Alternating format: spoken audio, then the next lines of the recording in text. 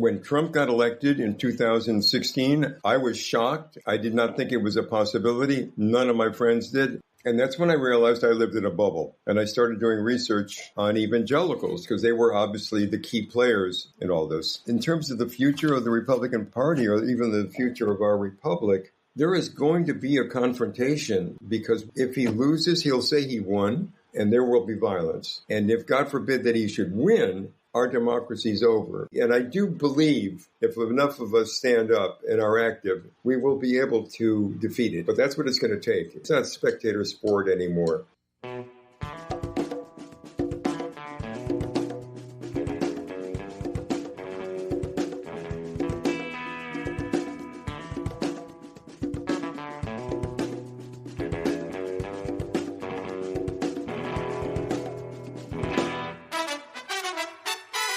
Welcome to episode 205 of the Refuse Fascism podcast, a podcast brought to you by volunteers with Refuse Fascism. I'm Sam Goldman, one of those volunteers and host of the show. Refuse Fascism exposes, analyzes, and stands against the very real danger and threat of fascism coming to power in the United States. Today, we're sharing an interview with filmmaker Stephen Youlaki. Steve and I discuss his film, Bad Faith, a documentary on Christian nationalism's unholy war on democracy that he produced, wrote, and directed. Bad Faith is available for streaming now on Apple TV, Amazon Prime, Google Play, and YouTube. Thank you to everyone who rates and reviews the show. Help us reach more listeners at a time, I know you will agree, refusing fascism is needed more than ever. After you listen to today's episode, be sure to share it with others. Click the share button in your app to send this episode to a friend or 10, or let the world know why you listen by rating, drop us 5 stars, and reviewing on Apple Podcast or your listening platform of choice. Thanks as well to the patrons who help make this show possible. Join the community over at patreon.com/refusefascism.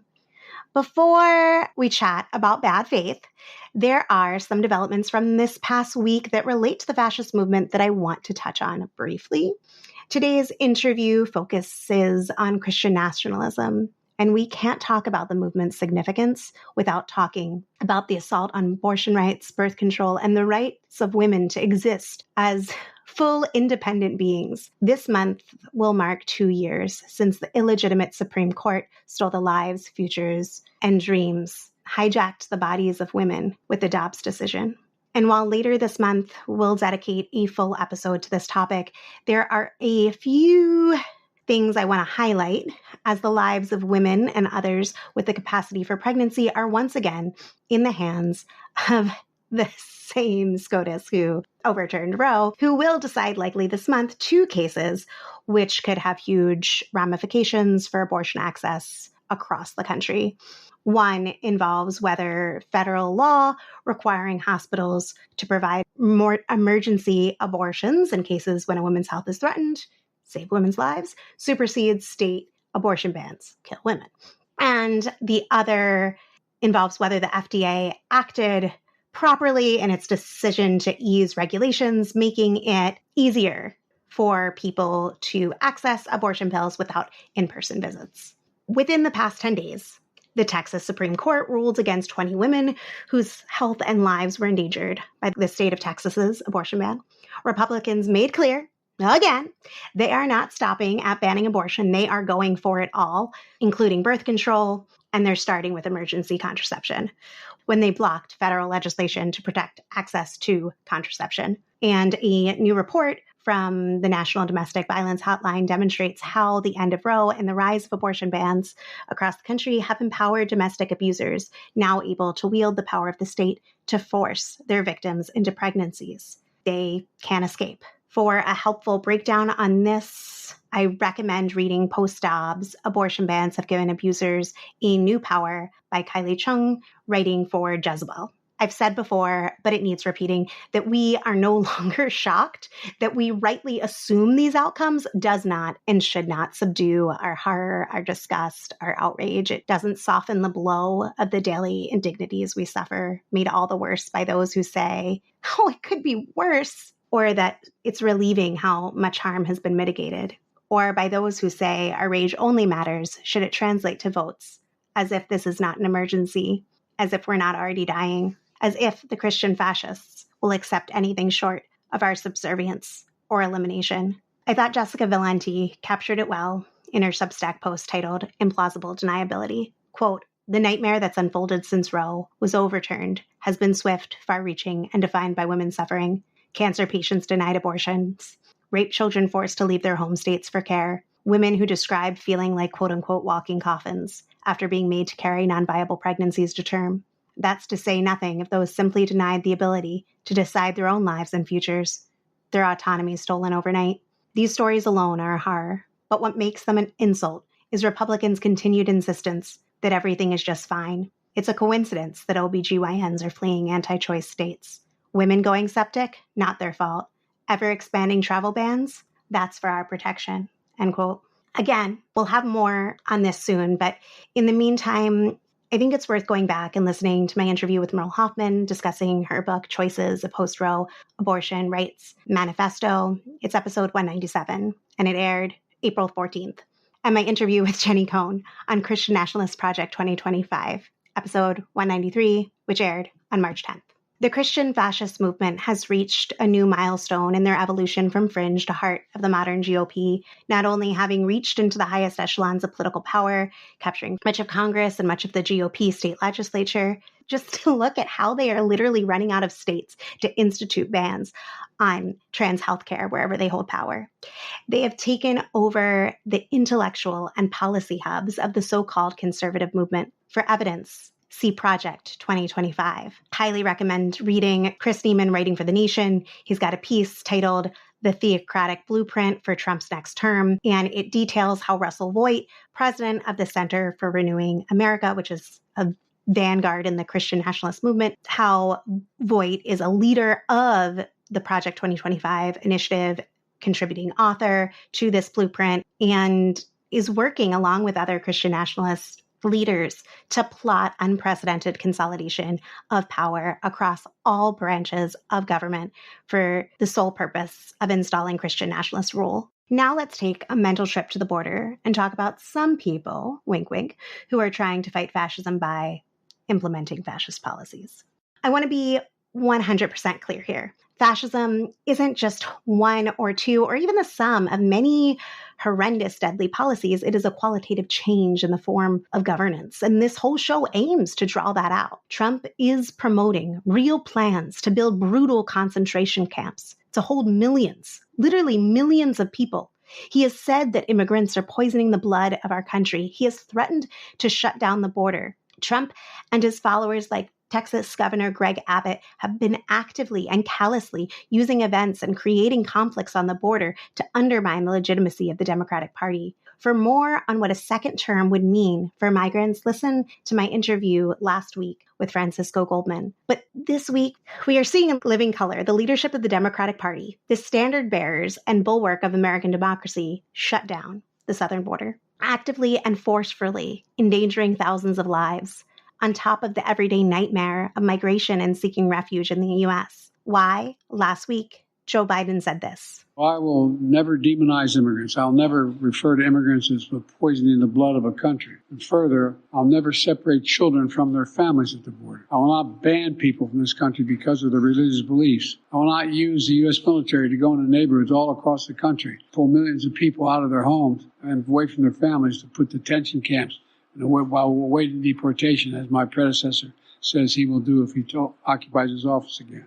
He said this in his remarks, announcing a policy, effective immediately, to bar people who cross the border unlawfully from even applying for asylum status. The ban takes effect whenever migrant arrests surpass 2,500 per day for a week. The shutdown is the headline, but he also explained new adjacent policies to cap the asylum process at the ever-insufficient official ports of entry, to expedite deportations, and to more aggressively pursue undocumented people who get caught up in the criminal justice system. He laid out a wish list of further militarization and surveillance on the border. This from a president who has deported more people than any other, including Trump. If you want to encapsulate the difference between democratic imperialism and fascist imperialism, think of the beginning of that quote. He said, quote, "I will never refer to immigrants as poisoning the blood of our nation." And he said it to sell policies that will endanger, destroy, and end the lives of immigrants. I won't call you names as I send you to your death. To brutalize people fleeing war, violence, climate instability, mortal danger, which this country is largely responsible for creating and sustaining. This border shutdown is not simply a campaign tactic. From the perspective of the ruling class as a whole, there is a real crisis at the border. In the most simple terms, borders are profitable when they are open to commerce and closed to people. But Biden and his representatives have made clear that this is also a campaign move to, in some ways, outdo the Republicans, to, on the basis of the shared premise that there is something detrimental about immigrants, forcefully stem the quote-unquote crisis on the border. The Democrats want people to see the fascists as the cruel, wild, and incompetent anti-immigrant party and view the Democrats as the effective anti-immigrant party. And they want this, in particular, to help them beat the fascists at the polls in November, to fortify American democracy. Mehdi Hasan put this well when he tweeted, quote, "Lots of Dems today will celebrate this as Biden playing 3D chess on the border and outflanking the GOP. He's not. He's just screwing over actual asylum seekers who he promised to support and giving Trump the power precedent to do even worse via executive order next year," end quote.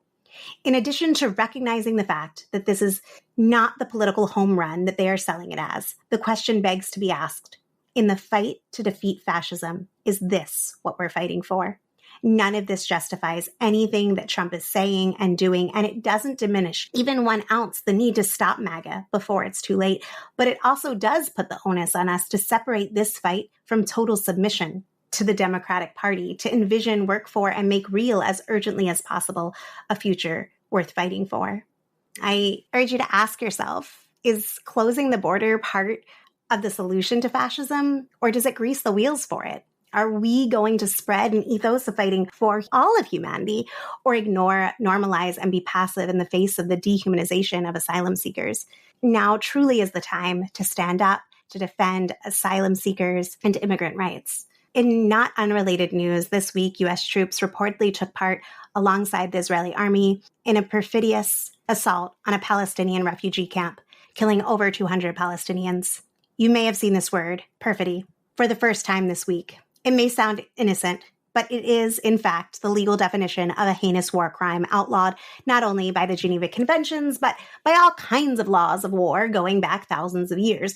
In this case, the war criminals used a port built by the U.S. for the sole stated purpose of delivering aid, a port used to help justify the blockage of aid from land borders in Israel and Egypt, to stage an attack where American and American-backed militants posed as aid workers driving aid vehicles en route to deliver much-needed food, water, and supplies. They murdered over 200 Palestinians in this one war crime alone. 4 hostages held by Hamas were retrieved through this assault. Everyone with a conscience should be asking, what will it take to actually stop this horror? And everyone should be taking action. And it brings to mind a legitimate question. What would in fact be different on the ground in Gaza if Trump were president? Or is it simply that such tactics would be used on the home front as well? With that, here is my conversation with Steve. The Bad Faith reveals how Christian nationalist leaders have spread fear and anger for decades, distorting political issues into biblical battles between good and evil.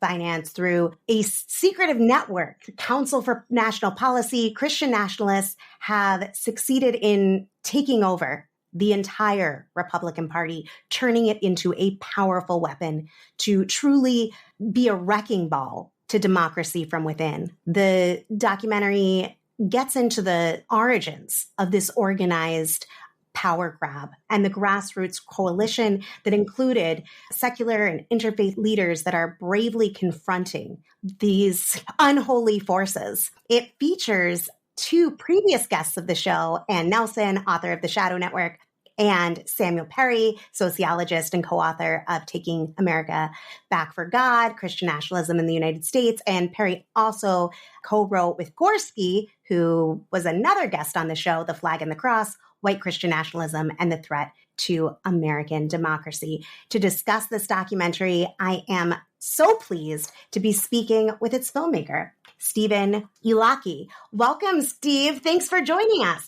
I'm glad to be here. I feel like we can't start this conversation about the film itself without talking about how did you decide to make this film? What motivated you to go there? When Trump got elected in 2016, I was shocked. I did not think it was a possibility. None of my friends did. Nothing that I read suggested any such outcome. And that's when I realized I lived in a bubble.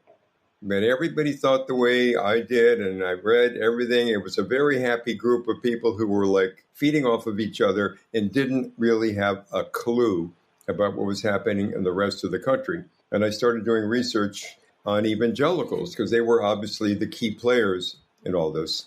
That took me to a long amount of research going back many years. But the story that I uncovered was pretty shocking and did explain why we are where we are today. But that's how it started. It was realizing I had to get outside of my bubble.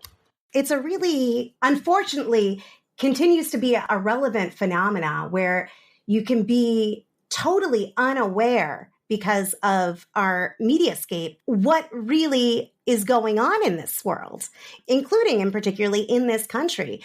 And you're surrounded by people who think like you. And the news that you're getting, it's not just spontaneous that you're seeing what you're seeing. You're being targeted in the same way that folks on the far right are being targeted. So I think that that's important. And many, many people were caught off guard, is an understatement, by Trump's rise to power. And then the role that white evangelicals played in not only his ascendance, but the consolidation of power, including to remain a stronghold within this movement, propelling January 6th forward and after the coup attempt. And that it seems like nothing will stop their support. There will not be a scandal that will stop their support. There will not be, a trial that will stop their support or a conviction that will stop their support. It continues to be a really essential group to look at. So I'm glad that we're talking about it. One thing that I really appreciated about the documentary was that you went beyond the motivations of Christian nationalism and dissect and overview the organization, funding, and technology that have been built up to make this the force that it is in society. And I was hoping you could talk a little bit about that overall and maybe any particular elements of this network, organization, funding apparatus that stood out to you as you made the film and unearthed the story. First of all, our media did not help us in any way understand the gravity of the Trump threat. What I call the mainstream media, not their specialized media. That was a different thing, although Fox really did play a role, as we know. The problem is when you have media industries who basically have to do with entertaining people and making money, and you find in Trump, hey, great, this is fantastic. This is sort of like finding like some pink elephant, in the woods. And okay, wait, let's trot it out. Every time we do, we get huge numbers. So he was like this anomaly as far as they were concerned. And I think people watching, therefore, treated him like somebody who did not represent powerful forces behind him. Nobody got behind that. Nobody got into what was going on there. So I fault the media. And frankly, I fault them today because the same thing is happening. They're repeating the same errors. Some people are talking about the fact that these people are treasonous, seditious, and they are attempting to bring down our country. But because of the liberalism's, how shall I say, weakness, in a way, the notion that they should give both sides equal weight, because we're very attached to free speech, and therefore Biden's asking us to do this. He's creating infrastructure, jobs, so forth.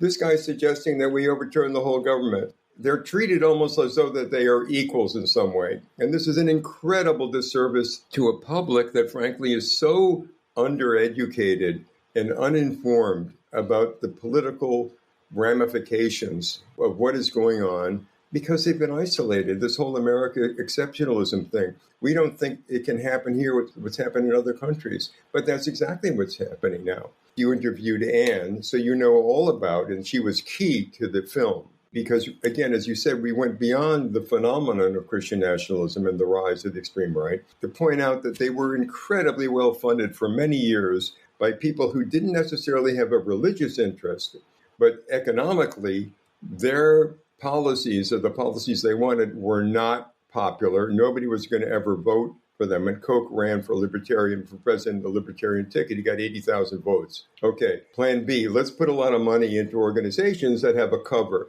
What could be a better cover than a Christian organization?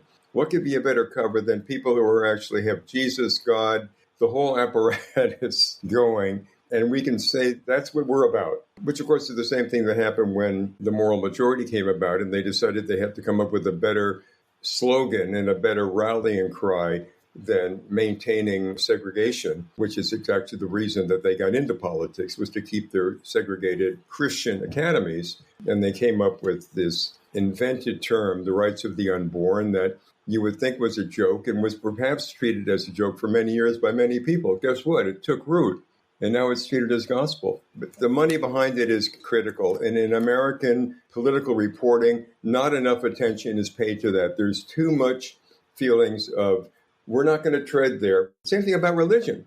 People have asked, what about January 6th? Why wasn't it noted? People are saying to me, wait a minute, how come the national media made no mention of all the crosses and the Christian symbols in January 6th? Well, the answer is very simple. They didn't want to antagonize people. They didn't want to be perceived as anti-Christian or anti-religion.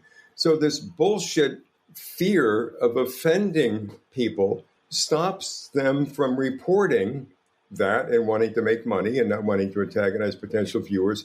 It's a perfect storm of actually magnifying the weaknesses of our system that has allowed this to happen. When you look at it, it's criminal. These conspiracies have been going on in plain daylight for 40 years. But you needed to actually decode what was being said. And I've done a lot of research on this, and it took me a long time to get my head around this. I thought, no, this is not possible. They can't believe this stuff.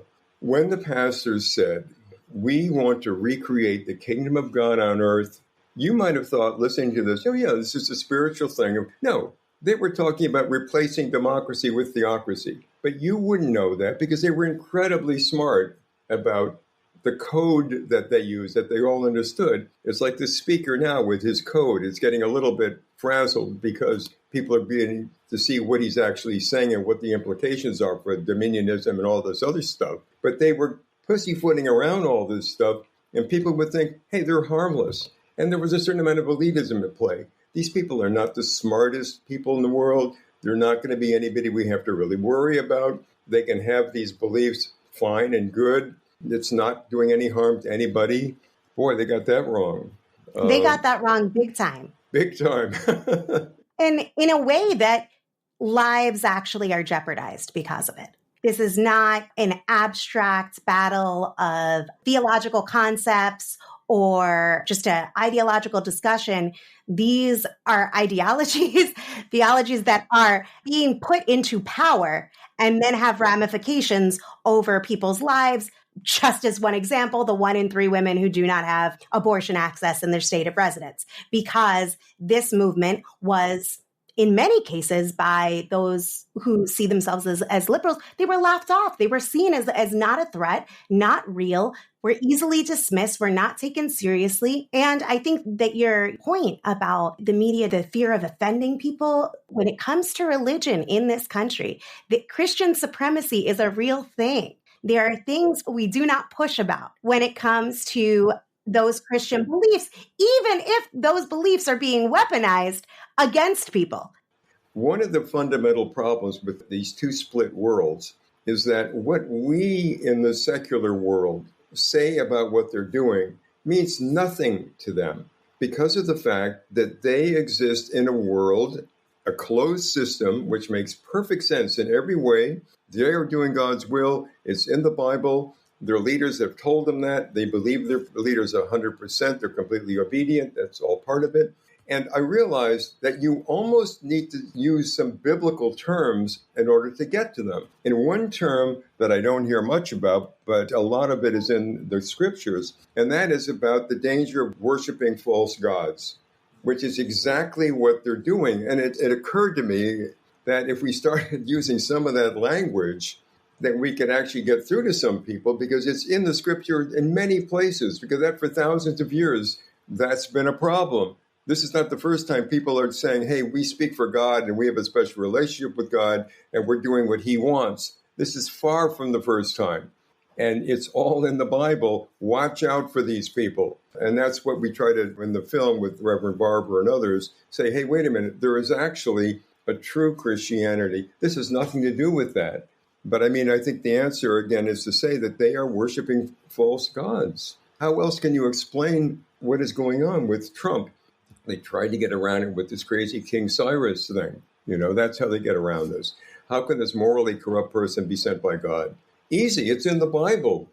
God used King Cyrus, who was a detestable tyrant, but was good to the Jews. Hey, that's Donald Trump. God is using him. And it's so ridiculous, but at the same time, anything they want to find, they can find that becomes biblical. Before it was not biblical. Like integration was not biblical. Segregation was biblical. Women's place, it was biblical that men were in charge. It's not biblical that women should have equal rights. All this stuff. And the other thing about it is they're trying to push back on 300 or 400 years of progress, pushing back on the Enlightenment in the 18th century, pushing back on reason and science. And this is a group that was so humiliated during the Scopes trial in the late 20s that they laid low for like 20, 30 years, refusing to say anything or do anything or get involved in the public square, which they called the Devil's Playground, because they were so ridiculed for believing in creationism and for believing in these things that they still believe in, that they are a very aggrieved group in that sense, that they now have an opportunity to completely reverse what happened. Or, no, we weren't founded as a secular nation. We were founded as a Christian nation, and we're deviating from the path by every secular thing we do. And every secularist, every secular humanist is demonic. As a closed system, Sam, it all makes perfect sense. And everything we on our side do to try to, hey, say this is wrong, this is what we should be doing, doesn't mean anything to them. There's no particular reason that we're going to be able to reason with people. I was hoping with the film that I could get people in the center. And I think some people, after seeing the film, and I've shown it now a number of times, people are stunned because from all the confusion that they feel, this is a film that connects the dots for them, and it helps explain why we have such distrust of our institutions and why we don't believe in the legitimacy of elections. Well, that was part of the plan, wasn't it? Paul Weyrich's manifesto. We're never going to win through democracy. Never. Let's kill it. Let's replace it with theocracy. Then we'll be in charge. And anyway, the rule of God is much better than the rule of man. This stuff was dealt with in the 18th century, but the Enlightenment never hit the evangelicals. One of the things is waking people up. If you are to look at reality right now, it is scary as hell. You are dealing with people who are fact-free, for whom this is their last chance. This is their last battle in a holy war. They have nothing to lose. They feel like their very existence is threatened. And when you're dealing with people, and not just a handful of people, you're dealing with a truly mass movement of people, including people in some of the highest political office in this country, like the Speaker of the House, Mike Johnson, who truly believe they are on a godly mission, where you have people like Charlie Kirk saying that God is on Trump's side, and what that allows and unleashes, I think, cannot be underestimated. And when you're faced with people who are saying any election that we don't win is illegitimate, I think that you then have to consider that this war for them is not just a rhetorical device. The language of war is real to them. what you're trying to do with this film in sounding the alarm and snapping some people out of it. Of course, it's not going to get the most hardcore. That's not who this is to. I mean, I think it does matter when people who are moved by their faith to speak up for justice, it does actually delegitimize some of the weaponizing of Christianity as a bludgeon. When you do have people saying, I'm Christian and this is wrong and I'm against, it actually does matter and is part of the culture that we need to see. And that comes through in your film. I think that that's important. And also defanging a little bit that this is just some spontaneous movement. That there's all these people just feel these things. No, this is a movement that was planned, that was strategized, that was funded, that has organization and media. And this is a long game for them. And they are now reaping the fruits, getting delivered more than they even thought they could.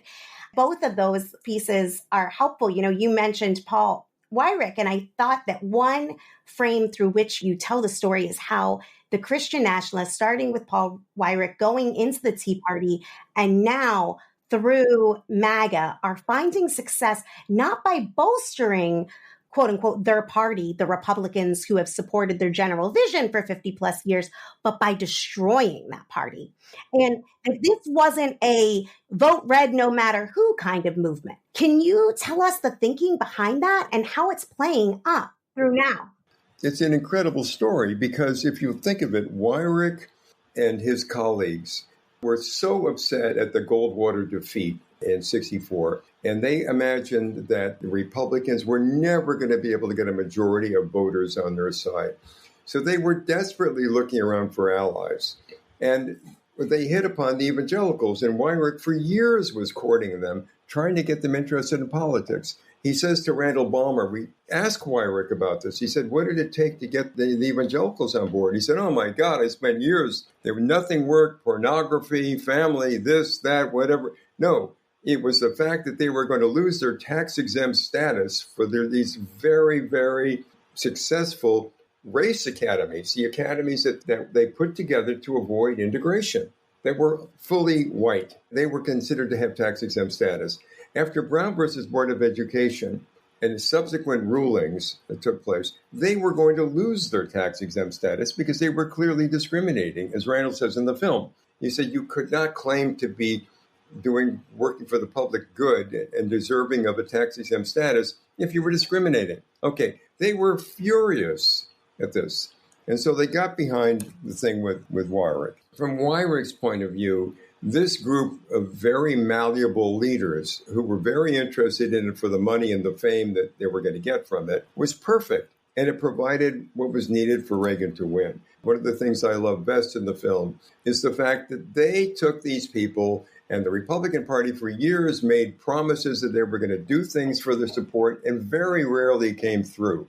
They knew that the things that these evangelical leaders wanted, the majority of Americans did not want, nor the majority of Republicans. They kind of played them for many years. Weyrich was so incensed that they were doing this, which is why he ended up creating the Council for National Policy and said, we have to have a parallel structure. We have to figure out how to counterbalance. The Republican Party is not interested in revolution. They're too moderate. We have to do something about it. So the interesting story to me is that eventually what happened is that because of Christian nationalism, because of the rise of the Tea Party, because of the reaction to the Obama presidency, which really freaked out all the white supremacists in the country, Republican or Democrat, let's admit it, a lot of people were not ready for that.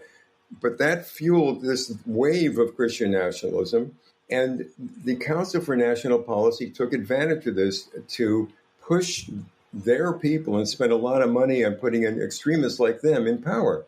So you had the Tea Party was the instigator, Trump on the sidelines auditioning for the part with his birtherism, stuff like that. And then ultimately in 2015, they were strong enough to basically boot out. Boehner left because he was all over. He realized he no longer had a governing majority. So they took over the Republican Party, and they have now completely destroyed the Republican Party and made it basically a cult for Trump. These people who were sort of like, just feed him a few things and they'll go along, they took over completely.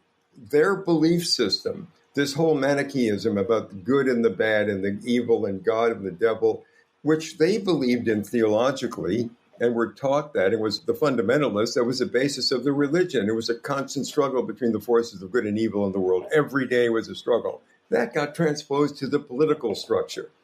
How? Well, because when Weyrich told them how they should convince their followers to vote Republican, he said, simple, call it the party of God.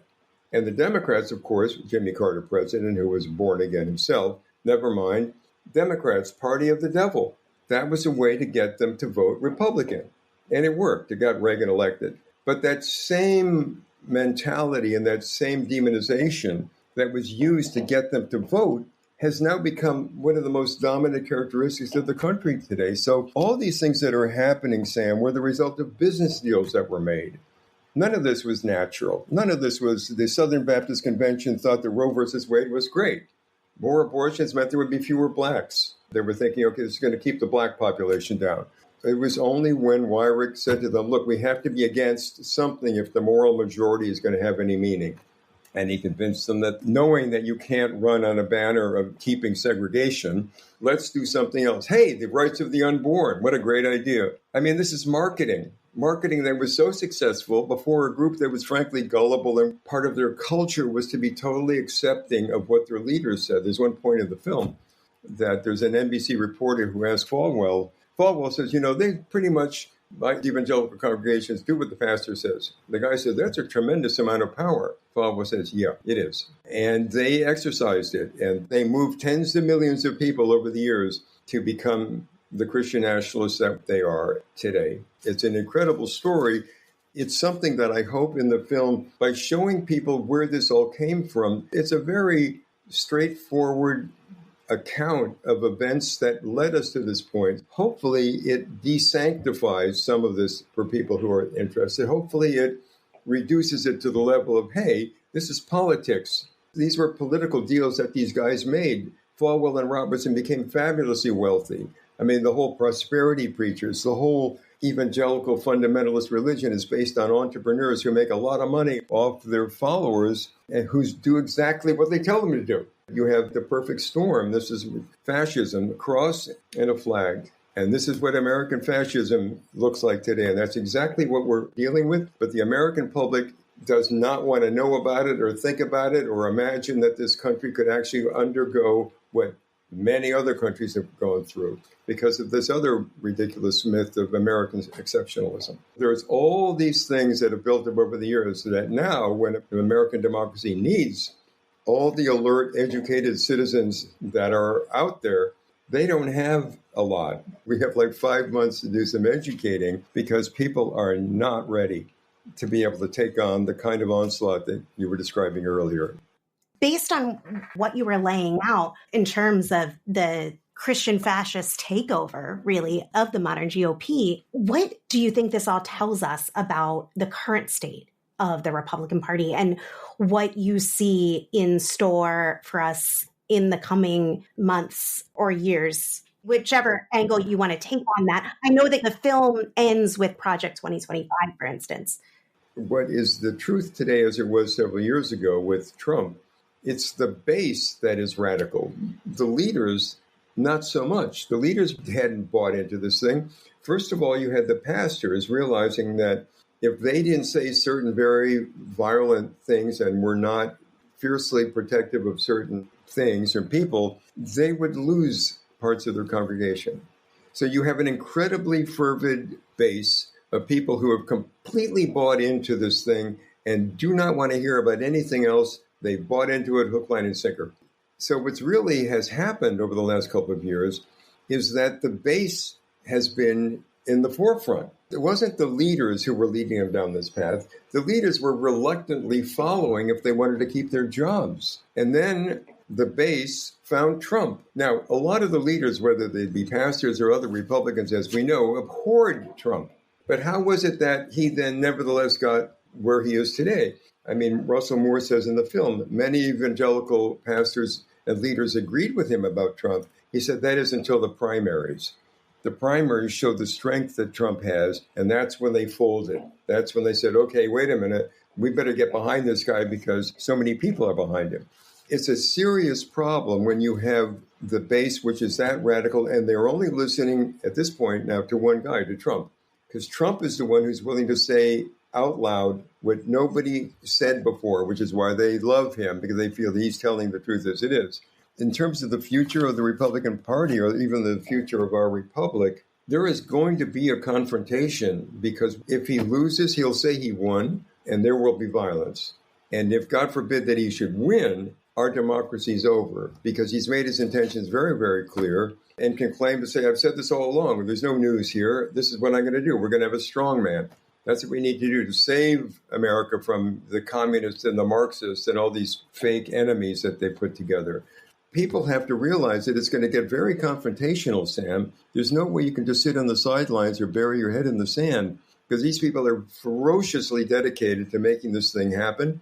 And any deviation from what they think they deserve and what God wants is going to be treated really, really badly by the demonic forces that oppose them. It's going to get worse before hopefully it gets better. There's no question in my mind. And the American public, if I were to say anything, just stick with it and realize as long as you can vote, vote. Hopefully the film, as it reaches certain people, but it's not going to reach the people who are totally in the cult, but people who are in the center and who are somehow feeling seduced by the power of what's going on, hopefully to bring them back to a realization of what's at stake. Or to get people to join in sounding even it being a tool in that way. Absolutely. With people who are hosting screenings, we have speakers program. We're having screenings all over the country. We're going to focus on swing states in particular and have speakers come and talk and be Q&A afterward. People after screenings are in shell shock. They see this stuff and they freak out.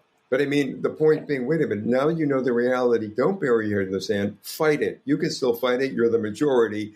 And this is a democracy. Fight it. Everybody should fight it. This is not just some blithe hyperbole that the media are coming up with. That democracy is at stake. Democracy is absolutely at stake. Just listen to what Trump is saying, or his people. Stephen Miller, proto-fascist, complete fascist. I mean, they're out of the closet completely now. They're so confident they're going to win, but they know they don't have to win. They're going to claim that they won, and they're going to cause a lot of violence. And they're telling us that. One thing that has been recently highlighted and is in your film that I wanted to get some of your thoughts on is that in the Southern Poverty Law Center's Year of Hate and Extremism report that I always find very helpful, they describe the new Apostolic Reformation as, quote, the greatest threat to U.S. democracy that you've never heard of. It is already a powerful, wealthy, and influential movement and composes a highly influential bloc of one of the two main political parties in the country. So few people have heard of NAR that it is possible that without resistance in our local communities, Dominionism might win without ever having been truly opposed, end quote. And in your film, Steve, you lift up Dominionism. You talk about the Watchman Decree and key players in that movement.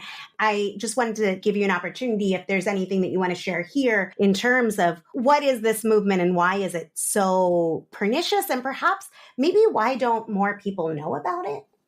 Michelle Paul Wallnow, who's an apostle and one of the main NAR people. This is something that is the perfect mix, again, of this religious, political bullshit with this pure Weyrich, Rousas Rushdoony Dominionism from 40, 50 years ago as part of the new gospel, as part of the thing that they follow.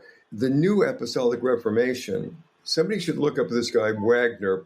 They are insane. Terry Gross did an interview with him 10, 15 years ago. They believe in demons. They've been sent everywhere. I mean, they are so far out there that somebody needs to spend more time focusing on what they believe in, because they are insane. They put the evangelicals to shame. I mean, this is taking it even further. This is like way out there.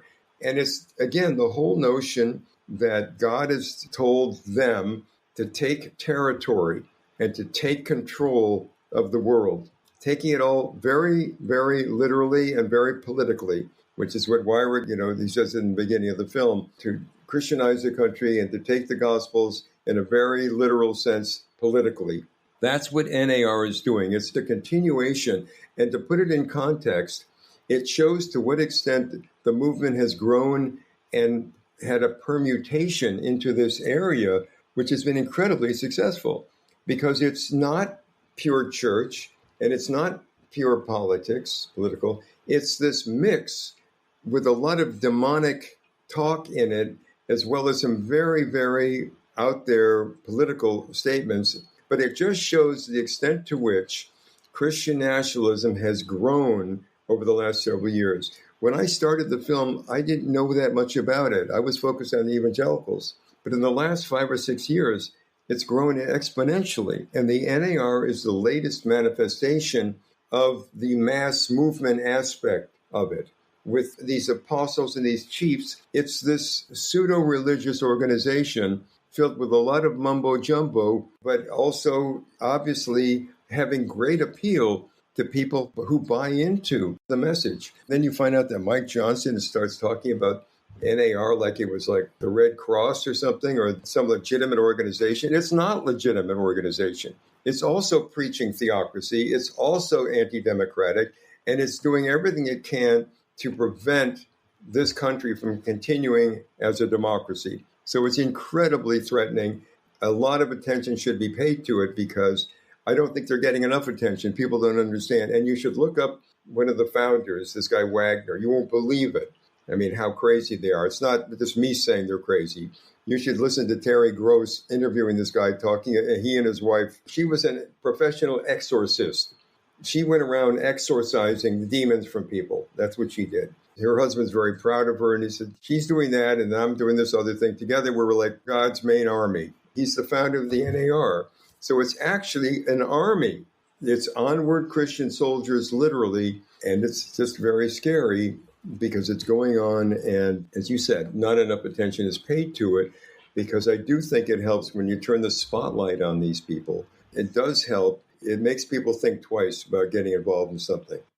There's an audio documentary series that talks a lot about the new Apostolic Reformation. It's called Charismatic Revival Fury. It's a series done with scholar Matthew D. Taylor. It's part of the Straight White American Jesus podcast that is a project of Bradley Onishi, and it talks you through some of the key figures like C. Peter Wagner, gets into people like Dutch Sheets, and how people like General Michael Flynn or Doug Mastriano and others fit into this matrix. It's written by Matthew D. Taylor, who was a previous guest on the show, produced by Bradley Onishi, who also has been on the show. And we'll link it in the show notes, and I'll definitely share it with you, Steve, because it is fascinating in a very troubling sense of the word.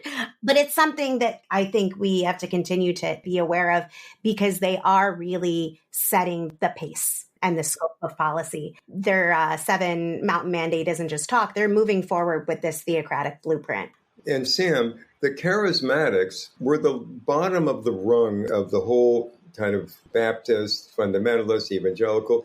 They were the ones who were like, if you had relatives who were charismatics, you didn't necessarily invite them to dinner.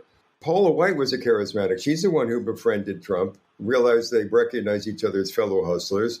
She's the one who introduced him to the charismatics. The charismatics were the ones he hung out. There's a shot of him with some people, and they're laying their hands on his head, and he's trying to look. Those are the charismatics that met in 2015. Now, the NAR, the charismatics, and people like Paul Wallnau, the speaking in tongues and all that stuff, now they're dominant. And the NAR is a perfect example of how far it's gotten. One thing that I feel like I couldn't have an honest conversation without bringing up is that there was so much in the film that I thought was so powerful and important, including all the voice that the film gives to Christians against Christian nationalism, the sharing of the petition, and all of that I think is really important. Not all Christians are Christian nationalists. That said, one thing that I struggle with when people have been talking about Christian nationalism is the idea that like it's masquerading or pretending to be Christianity, that it's not real Christianity. I think that it's a real form of Christianity, even if it isn't the dominant form of Christianity, or that all Christians don't believe it. By and large, this is a political movement weaponizing real religious belief. They are taking the Bible literally. And that is a horror. It's something that if you took it literally would uphold slavery, would uphold like the smashing of babies' heads and the taking of women as property and a bunch of horrendous things that most Christians would not uphold. But that doesn't make it less real, in the same way that I think that there's this idea that like Christian nationalists claiming the mantle of the forefathers and quote unquote real America is wrong. There's been a conflicting record there. The Confederacy, they do have some claims to the mantle of the original idea of America, a slave society with the trappings of democracy amongst the elites, pursuing a notion of freedom to dominate others. I think that there's that tension there. I completely agree with you. I was attempting to take it out of the realm of religion and turn it into a political movement and emphasize that part in order to be able to criticize it as a political movement and not as a criticism, I thought, and this is strategic. You know, Russell Moore calls it a heresy. Other people call it a heresy. Barbara calls it a heresy. It is a heretical form of Christianity. And Barbara makes the point, religion can do a lot of good and it could do a lot of evil. This is an example where religion has been used to do a lot of evil. It is a form of Christianity. You can't say that it's not. But as I said, I'm choosing to put it so far outside the mainstream of it to try to say, hey, listen, this is not what the majority of Christians believe. And we don't even take it as a religion because it's against the teachings of Jesus. It's against love your neighbor. It's against do unto others as you would have them do to you. I mean, it's against the basic precepts of the Gospels of Jesus, which, frankly, I'm trying to do because I want as much as possible for people not to accuse us of being against religion. We're not against religion, but it is true to say, hey, we're against that, but we're not against the good Christianity. But your point is well taken. Yeah, there's many people who, as I said, are moved by their faith, whatever it might be, including Christianity, to stand up and fight for justice and to fight for the rights of all people. Absolutely. And many of those people are against the weaponization of religion. I just think that like in the media, there's a lot of wanting to remove Christian nationalism, make it very in this moment, in this now, as a new phenomena divorced from the history of the way that religion has been used in this country from the days of slavery when the Bible was used as a justification for the owning of as other people as properties. No, you're right. It's a huge problem because you've got a country that is what they call it civil religion. We had a thing with Billy Graham originally because he's the guy who opened the door. He's the guy who said, hey, evangelicals make the best patriots because we believe so firmly in God and we're the best defense against godless communism in the 50s. Eisenhower figured, hey, why not? Bring him on. You had Billy Graham, and Billy Graham went through his whole Nixon experience and decided, okay, I screwed up. His son is a complete, words do not describe the worthlessness of Franklin Graham, the complete toadiness of Franklin Graham, the son of Billy Graham, who apologized and said, if there were ever a wedding between the religious right and evangelicals, he was saying, don't do it. It's not going to be good for our religion. And it's not. That's the thing about it. It's not only destroying democracy, it's destroying evangelical faith. You've got millions of young people who don't want to be involved anymore because it's become this political Trump organization. The majority of Christians and the majority of Americans certainly are against this. So we have to actually vote. We have to be activists. We have to stand up for our beliefs because our rights are in serious danger. Just look at the Roe versus Wade overturn as an example, sort of a taste of things to come, a preview of coming attractions.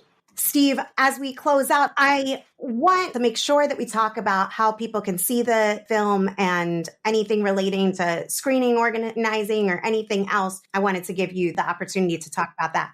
We have a website called badfaithdocumentary.com, and you can go on it and you can see, first of all, where there are screenings to see the film. It shows where it streams, and it's streaming on all of the major streamers, Amazon, Google, Apple, so forth.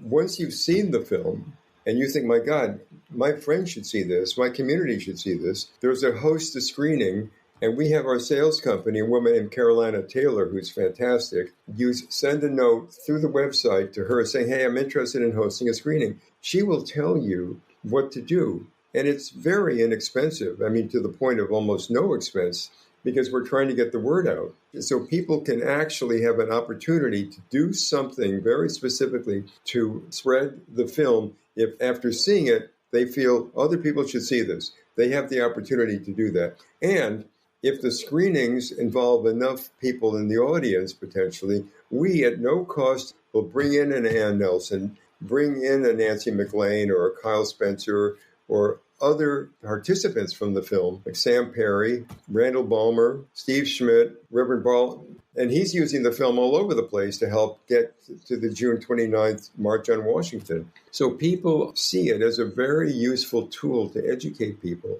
That's so great. And that website, one more time? It's badfaithdocumentary.com. We encourage you to go and watch the film. And after you watch it, we hope that you'll set up a screening and let us know about it. Tag Refuse Fascism in it. We'd love to hear about it. We'd love to learn about what your community, your faith group, whoever you organize it with, we'd love to hear your experience and that discussion. Steve, I want to thank you so much for your film and for coming and talking with us about Bad Faith. Sam, it was a real pleasure. And I thank you very much for helping spread the word. I know you do a great job doing that with your interviews. There's a lot of work to be done. So I applaud you. And I do believe if enough of us stand up and are active and respond to this, we will be able to defeat it. But that's what it's going to take. It's not spectator sport anymore. Time to get in the game, for sure. Thank you, Steve. Time to get in the game, exactly. Thanks for listening to Refuse Fascism. Did you want a Refuse Fascism t-shirt? Well, your dreams are coming true. Soon we'll be posting a link for how you can get a Refuse Fascism t-shirt this summer. So I'll be updating the socials and talking about it on the pod as soon as that becomes real. But I wanted to let you know to keep your eyes peeled for that. You asked, and we are answering. Late, I know, but we're making it happen. If you have thoughts on colors, shirt type, etc., send me your thoughts. And if you've got thoughts or questions off this episode or any episode, we want to hear them.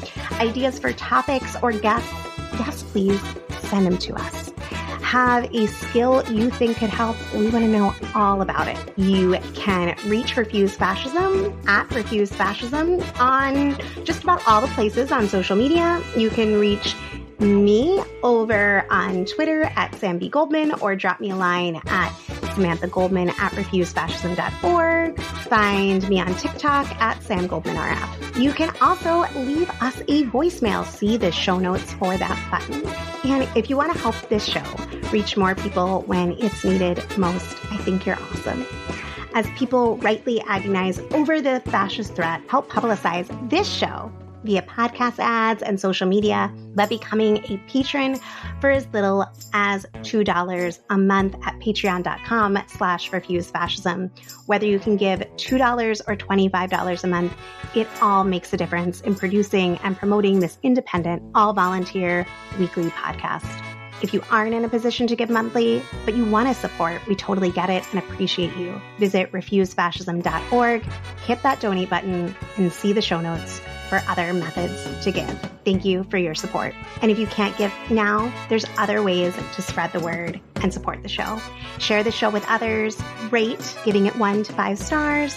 5 stars, that's what you want to give us, right? And review on Apple Podcasts. That's where you write something about what you get out of listening to the show. You can rate and review wherever you listen or comment about the show on your socials or YouTube at refuse_fascism. Subscribe and comment there. It makes a difference and is so appreciated.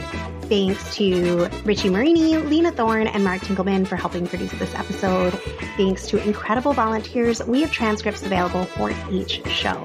So be sure to visit refusefascism.org and sign up to get them in your inbox. Until next time, in the name of humanity, we refuse to accept a fascist America.